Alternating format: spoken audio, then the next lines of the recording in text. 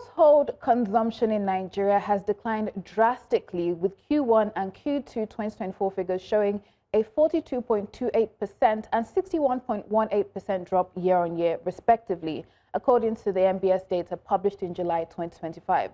Quarter-on-quarter, Q2 spending collapsed by 99.24%. And despite falling inflation, stagnant wages and dollar-priced imports are driving the downturn, multinationals are exiting as consumers can no longer afford basic goods. Analysts recommend urgent policy actions such as reducing food prices by restoring security in farmlands, introducing a tax holiday for SMEs, subsidizing power costs through VAT-linked rebates, and even a gradual lowering of long-term interest rates. We have Economist Dr. Obele and Basil Abia, co-founder of Veriv Africa, joining us now. Good morning to you, gentlemen. Pleasure to be on Business Edge. Pleasure to have you in. Let's begin with Basil. And we know that household consumption expenditure has been declining since Q3 2023. Any coincidence here, especially when we're looking at the key drivers behind this sharp drop in household consumption? It's methodic and expected, and also logical that household consumption expenditure and household consumption itself continues to dip between the timelines aforementioned. First and foremost, you must understand that the neoliberal reforms started off by the presidency of the Bola Tinubu administration commenced immediately after he took power.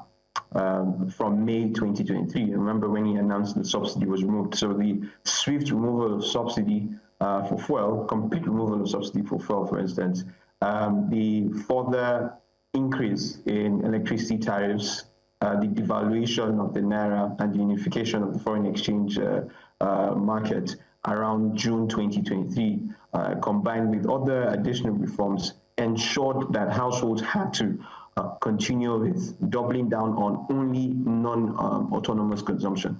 And in economic terms or macroeconomic terms, non-autonomous consumption are basically the basic consumption that we need. So food, water, for some people maybe electricity, some other people maybe access to the internet, depending on the households. But the basics were food.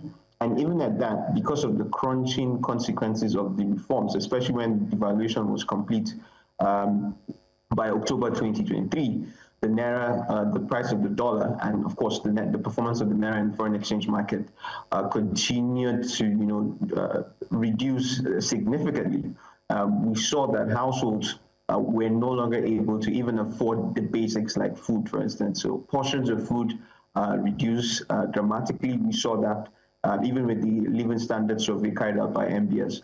I know that in their composition, they have reduced the household expenditure for feeding from 51% on average to over 40%. But it still basically highlights that even basic consumption has reduced, because households are now, if households were eating twice a day, households are now eating once a day. Let's also not forget that the multidimensional poverty numbers, they corroborate these numbers, because we have over 133 million, at least 133 million Nigerians who are multidimensionally poor, who feed very poorly. And then we now combine it with the food insecurity numbers. Nigeria has the highest number of food insecure people, completely malnourished people, over 31.8 million. It's a crisis, it's a serious crisis, and Nigeria is ranking the first in that global crisis of food insecurity and malnourishment. So all of this makes logical sense, a logical consequence of the reforms. And unfortunately, the government of the day have not effectively provided the buffers for Nigerians to adjust to these price shocks. So even with reduced inflation over the last 6 months, as we have seen the data now, reduction in inflation, some stabilization in the macroeconomy, households will continue to stay within their limits. They will not expand consumption, and that is really detrimental to the economy, and that is exactly what is forcing multinationals, especially manufacturing multinationals, to exit the economy in Nigeria. Right, and I'll come to gospel now with the exit of foreign direct investors and multinationals from Nigeria. We have seen that uptick. And we know that Nigeria's population size, right, is typically a marketing point, right, for foreign direct investors. But with this large population not being able to consume as much, how are, foreign multinationals and FDIs receiving this? And I mean, what's the way forward? Hi, thank you very much for having me. Great to speak with you again today. Yeah, it's an interesting state of the economy and the state of personal finance. Most people use the large population numbers in Nigeria, to argue for, and it's usually a marketing tool that many people sort of make use of in the international space, even in the local markets as well. However, it's not a strategic relevant tool, as it were, because many times you've got the huge spending and consumption power, but then again, they're strongly declining purchasing power or ability for people to, they may have the willingness, but they are unable, to create wealth for themselves, unable to flourish, unable to find prosperity and all that. So if you've got 200 million people who are significantly unable to find a path towards prosperity, your numbers are as good as almost useless in context. I don't know if you get what I'm trying to say. And then at best, probably selling those numbers away to international stakeholders who may want to gain those numbers for marketing purpose or for profiting purpose from a consumption standpoint, which again doesn't help the local economy. If we look at it from a more strategic standpoint, what has happened is the current administration has sort of led campaigns and initiatives to grow back international confidence, and it's just, in my own simple opinion, a make-believe approach that sort of worked to some extent. But you realize that because, again, there is no clear national structural reform-based approach to elevating millions out of poverty and to stabilizing the economy for real, particularly the real economy, not just stabilizing from a macroeconomic standpoint. Yeah, you can quote GDP figures, inflation figures and all that. But if the dynamics of how GDP works doesn't impact on the common man in terms of providing jobs, providing food on the table, providing sustainable living income, stabilizing exchange, ensuring the productivity of the economy, which directly impacts the quality of the currency. If all of those things are not in place, then at best it becomes a make-believe approach, because it's just a matter of time. Investor confidence will also naturally fizzle away and all that. So the big catch for me is ensuring that we get the acts right, because, I mean, it's easy to argue for dropping inflation numbers or stabilizing or rebasing and all those interesting stuff. But like I mentioned in a couple of interviews ago, that the type of inflation we're faced with right now is more structural. So using monetary tactics to bring down inflation that is woven or has evolved from a non-monetary standpoint is counterintuitive, and could come back hurting the local economy. So whilst inflation numbers stabilize, as you may want to call it, but inflation numbers don't really reflect what is going on the streets. Even the inflationary basket has not been updated for a long time. And if you really update the inflationary basket for what it is, whether you rebase or not, it's going to be at a rocket high. All right. So the big catch is on ensuring that we're dealing with the structural elements that are informing and influencing the rise in a cost of living crisis, which in this case, if you look at food, look at healthcare, transportation, education, basic utilities and all that, those are the inflationary pressure points. So even whilst inflation may have, in quotes, stabilized, as you want to call it, you also see that the pressure points have been there for over 10 years running at a go now. I've been crunching those numbers for a long time, advising executives for a long time. We've seen that those pressure points have stayed for a long time. And when the pressure points retain at that level for a long time, you get to see an evolving, not just an evolving cost of living crisis. You also see food poverty. You also see housing poverty. You also see transportation poverty. You also see healthcare poverty. And it becomes, like my colleague on the call said, a multi-dimensional poverty status that really, really impacts the economy from a negative standpoint, and in turn may impact on consumer investors' confidence from, depends on what angle you're looking at data from. I mean, and investor confidence is quite important at a time like this. I'm coming to Basil now, and obviously we're focusing on the household spending, household consumption levels. We have examined the data, but there's some that will say there's some sort of mismatch when you look at the larger picture and economic performance. So while households are spending less, we're seeing companies minting huge profit, the banks and some of these FMCGs as well rebounding. We're seeing the NGX, hit new highs, right, in terms of threshold market capitalization. What does this draw, right? Well, what does this say about how our economy is working? Because, you know, looking at it broadly speaking, it may seem as if we're doing better, right? These companies seem to be earning more, but households are spending less. Is your distance from zero or from ground zero. And the better way to explain is post-COVID, for instance. If you compare economic performances of literally every multinational corporation in the world and every global economy in the world, if you compare their 2020 performance with their 2023 performance, you would see that the rebound was robust. And the rebound was robust because it was a bounce back from ground zero. 2020, with the pandemic, global pandemic, consumption everywhere tanked, productivity everywhere tanked. And so the bounce back looked very good. And then for some economies like that of China, it's obvious now that the bounce back has not only looked super good, it's been an actual progression in growth levels, enormous growth levels in terms of shipbuilding, electric vehicle manufacturing. So if I bring that context back to that of Nigeria, it's the same thing. You know, you go to ground zero with the price shocks caused by the reforms. And especially if you look at the inflation numbers, you know, and the household expenditure numbers, it starts from Q2 2023. And then by Q2 2024, there's a plateau in the impact of, the price shock. So if you look, what I mean by this basically is if you look at the NBS inflation numbers, we reached our record number in the last 20 years at 42%, if I'm not mistaken, 42% food inflation rate and 38% headline inflation rate around June 2024. Now that's obviously an entry point into Q3, but you can see that the numbers for June 2024 came from Q2 because those numbers were recorded for that of May, you know, and that context basically brings us to the point where most of the plateauing of the price shocks actually happened in Q3 2024. So the bounce back actually starts from Q4 2024 till date. So what you're seeing in the NGX is the confidence boost of the market thanks to that bounce back. It's the bounce back translating into household consumption gains, where more people are having to spend, have larger disposable income, and by virtue of that, are having to spend more. Not yet. It's going to take a lot more than just the markets having a rebound. So what you're seeing, using the contextual analysis that I provided, is a bounce back from the 2023 levels. You know, so we're having a post-2023 bounce back that for sure has not translated to every facet of the economy.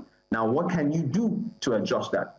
Dr. Gospel provided some very good prescriptions, and it has to do with the fact that the pressure points that are actually driving inflation still haven't been catered for.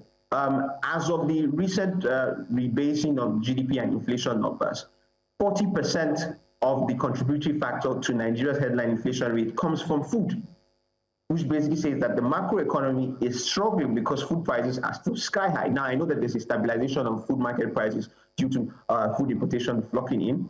It still isn't enough to reduce those pressure points because we're seeing agricultural output still stay at little to nothing. If you see the GDP rebased data, agricultural contribution to GDP is still the same level it was pre-rebasing. So agricultural output hasn't increased.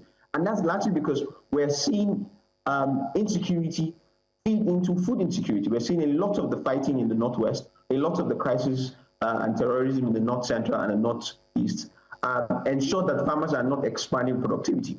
That also now adds to the domino effect that we also don't really produce food effectively or efficiently. You know, our food yield per hectare is still very low compared to our sub-Saharan African peers. You know, for instance, we have one of the lowest food yields for maize. We have one of the lowest yield per hectare for rice. We have probably the lowest CADA globally when it comes to tomato yields, because the science with which our farmers are farming is not good enough. Let me give you a statistics to corroborate my point. Over 95% of Nigeria's food production is carried out using a non-mechanized manner. What I mean by this is that our farmers, 95% of our farmers produce food using the obsolete tools like farms, like hoes and spades. You know, they use baskets to retrieve their harvest in that sense. They're not using harvesters, they're not using tractors. Tractorization is at the lowest level. We don't have up to 6,000 tractors nationwide, which is an abysmal number. And then even irrigation farming, for instance, irrigation farming is just 2 to 3%, between 2 to 3% of our food production levels. All these numbers are corroborated and touted out by the Food and Agricultural Organization of the United Nations. So this is credible data highlighting, and even when you go out to go and do your field work, like Veriv Africa has a food project that we have been going on, carrying about since January 2025. And with the farmers, we see there is non-mechanization at scale, access to financing. Yes, I kid you not, access to financing is still a huge problem. In fact, using our own survey, nationwide survey, over 95% of the farmers that we surveyed still have not been able to access financing from either financial institutions regulated by the Central Bank of Nigeria or from government sources like the Anchor Borrowers Program. So the key pressure point, food, we're not taking care of food prices in the sense that we're not doing all it takes to increase food productivity. We're not doing all it takes to stem insecurity. We're not doing all it takes to make sure that there's a lot of food in the market and they're cheap and affordable. If you're able to sort that out, then you're able to see, the rebounding of the markets actually translate into households having better outcomes and larger disposable income. All right, definitely we do need to see all of that coming together and not be somewhat disjointed. I'm coming down to you, Gospel, and while inflation has been a key part of this conversation, and there's a call for price reduction, you have also preferred other solutions. But there's some that will say, if you look at prices in Nigeria compared to our African counterparts, Ghana and so on, food is relatively cheap in Nigeria, fuel is relatively cheap in Nigeria, and some other commodities, like that. So do prices need to come down, or does purchasing power need to go up? What is it? Or is it both? Question sounds like a chicken and egg situation. But yeah, to start with very broadly, food prices are going up in Nigeria. And the inflationary numbers doesn't necessarily capture all of those details in its sufficient case. The reason is because 60% of the Nigerian economy is informal. All right. And many times when you look at the dynamics of how informal controlled markets work, you realize that there's a lot of price destabilization. There's a lot of organized but yet informal associations within these markets that dictate prices. And because the Nigerian economy is also very import driven, you also have, aside just imported inflation, you also have lots of unhealthy speculations.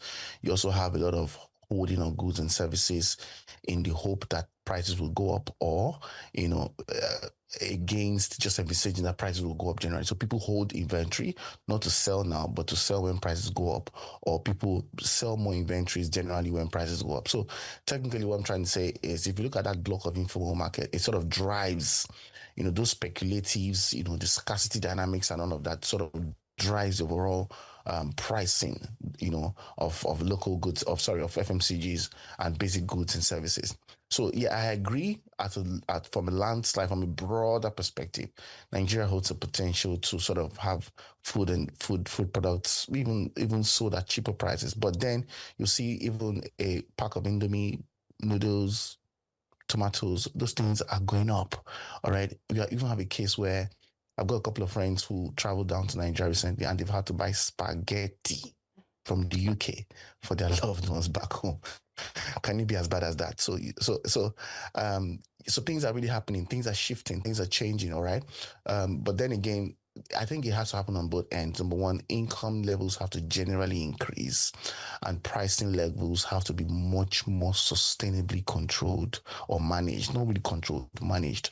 Managed because there's a huge informal sector that is impacting the overall dynamics of the pricing space, and to a large extent sort of outshines and outweighs all the effort that you find from the conventional pricing regulatory agencies and all of that. And sometimes, yes, they may have access inroad into the market, but because the economy has a lot of leakages as well, all right, you realize that many of these increasing price points are being triggered by informal association levels and also those leakage points, within the economy, and many of the very big markets that shape these pricing movements and decisions, for instance, are not formal.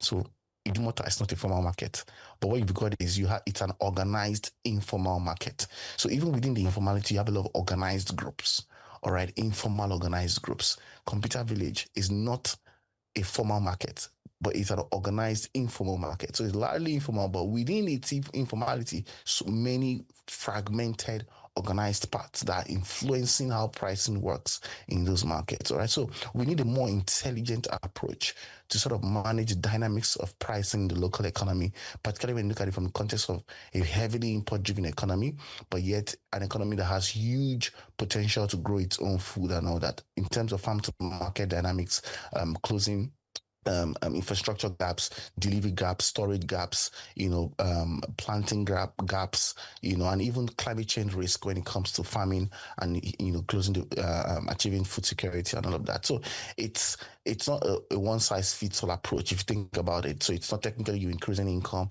and then you hope that people will have more money to purchase. No, because the dynamics that are influencing food prices are not necessarily very, very a one hard and fast rule, set of things. So we need different moving parts when it comes to what the solutions could look like, what reforms could look like at the market level, and then ensuring that there is some form of cohesion, there's a form of alignment when it comes to policies, and of course, overall improving people's income. You also can't improve people's income when the quality or your currency is failing. So what's going to happen is that people's income may increase, but they will still spend more part of their income, a larger chunk of their income, servicing the basic, necessities that they need. So, for instance, I always made an analogy. If power was increased by 70%, all right, Nigerians will have more income disposables, even at the current income level, because on the average, it takes a standard home about 25 to 30 liters to run power for a week.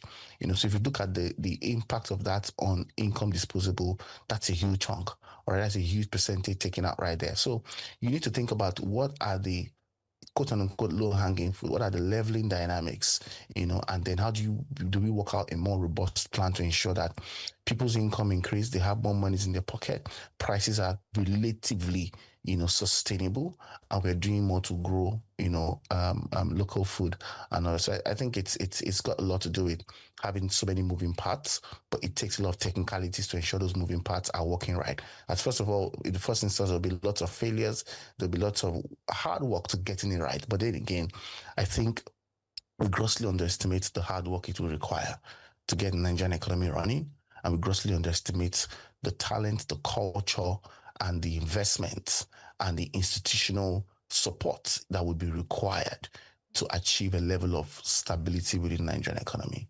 Right, it's a lot of work that needs to be done, and hopefully we see that being done, and not just looking at the data, but the actual reality on the ground in preferring solutions. Thank you very much, gentlemen, for your time on the show this morning. Dr. Gospel Obele, economist, and Basil Abia, co-founder of Veriv Africa.